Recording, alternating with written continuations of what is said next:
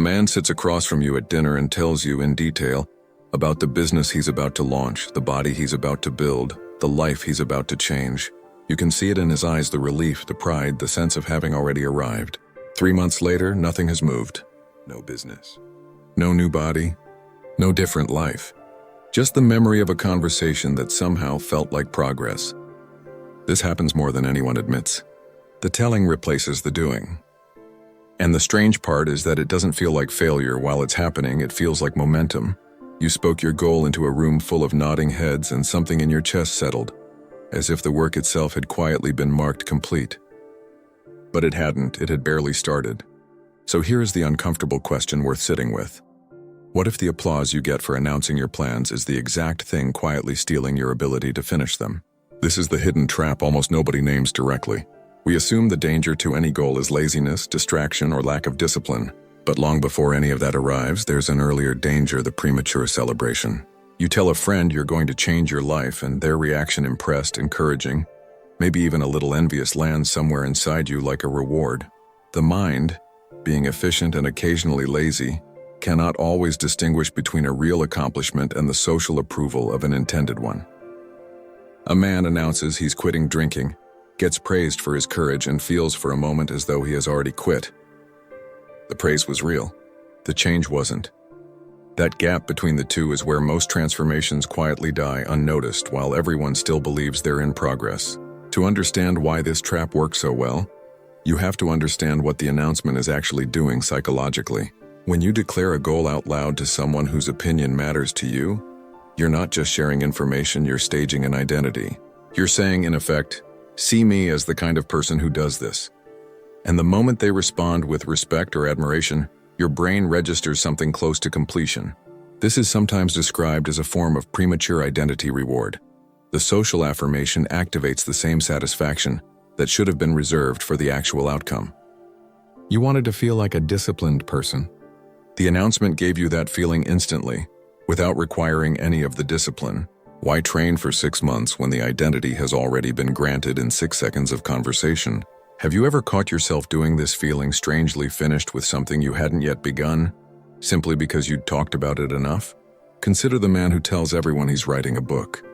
Each conversation about the book gives him a small hit of being the guy writing a book. The actual manuscript remains at page 12 for 2 years. But socially, in the minds of everyone around him, he is already an author. The mind mistakes description for construction, and once that mistake is made, urgency disappears because urgency exists to close a gap, and the mind has been tricked into believing the gap is already closed. Now watch what this actually costs a person over time. It's not one lost goal, it's a pattern. Each unfinished, over-announced plan trains the mind to associate declaration with satisfaction and action with unnecessary extra effort. The stakes feel invisible because nothing dramatic happens. No public failure, no confrontation, just a slow erosion of follow-through, one broadcasted intention at a time. What looks like ordinary small talk, I'm going to start running, I'm getting serious about my finances. This year is different, is quietly building a private reputation with yourself. A reputation of someone who talks and doesn't finish. And you are always listening to that reputation, even when no one else is. Long before Instagram and dinner table confessions, the old philosophers had already noticed exactly this weakness in human nature. Epictetus warned his students against exactly this behavior, announcing a philosophical commitment before it had been tested through actual practice. He told them that when you have decided to live by a principle, you don't need to explain it to strangers at dinner parties. You need to simply do it and let the doing speak.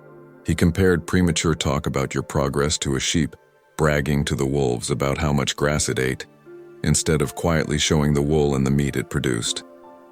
The idea wasn't secrecy for its own sake, it was protection. Protection of a fragile, unfinished process from an audience that could, without malice, quietly kill it through premature approval.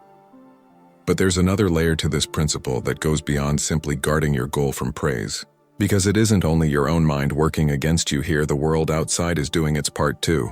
Modern life has built an entire economy around the performance of intention. Social platforms reward the announcement, not the outcome.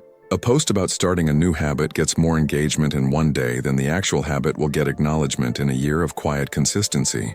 Comparison culture teaches you to measure your worth by how impressive your stated plans sound to others, not by what those plans eventually produce. Peer approval becomes a currency, and currency gets spent the moment it's earned, which means the moment you announce you've already collected the reward you were chasing, long before the work justifies it. How much of your urge to tell people your plans is really about accountability, and how much of it is about needing to be seen as someone becoming better right now, before you've done anything to earn it? This is where the deeper Stoic principle becomes essential, not just as a warning, but as an entire operating method. The Stoics distinguish sharply between what is within your control and what is not. Your training, your discipline, your daily choices, these are yours. But other people's opinions, admiration, or skepticism about your plans are not yours to manage. And yet announcing your goals hands them enormous power over your motivation anyway. Every time you seek validation for an intention, you outsource part of your drive to something outside your control. Think of your ambition as a small flame you are trying to grow into a fire. Talking about it constantly is like opening the door again and again to show people the flame. Every gust of outside air threatens to blow it out before it has grown strong enough to survive on its own. Silence in this sense isn't secrecy, it's shelter. What this looks like in practice is rarely glamorous. It's a man waking up before anyone else is awake, training in a cold garage with no one watching and no one to impress. It's the writer closing the laptop at midnight with only 400 words to show for 3 hours of work, telling no one, because there is nothing yet worth telling. It's sitting at a family gathering, being asked what you've been up to, and simply saying not much, while inside you are carrying 6 months of disciplined, invisible change that nobody has been permitted to witness. There is a particular kind of loneliness in this, not the loneliness of isolation, but the loneliness of restraint. You want to explain yourself. You want someone to understand what it's costing you. You want, more than almost anything, a single moment of being seen, and you don't get it, not yet. You show up again the next day anyway, to the same silence, the same unfinished project, the same absence of applause, because some part of you has decided that the proof will come later, in results, not in words spoken now. So what does this actually look like as a daily practice? It starts with catching yourself mid-sentence, noticing the exact moment you're about to turn a private commitment into a public performance, and choosing instead to keep it contained. It means replacing the urge to announce with the discipline of documenting privately, a journal entry instead of a social post, a checklist only you see, a private tracking of training sessions with no caption attached. It means choosing 1 or 2 trusted people, at most, for real accountability, rather than broadcasting to an audience whose only function is applause. If this kind of quiet, deliberate discipline is something you want more of in your life, this channel exists exactly for that. We're not interested in promises, only in the kind of progress that eventually becomes impossible to ignore. Even with all of this understood, the practice is far from easy. There will be days when the silence feels unbearable, when you want so badly to tell someone what you're building just to feel less alone in the effort.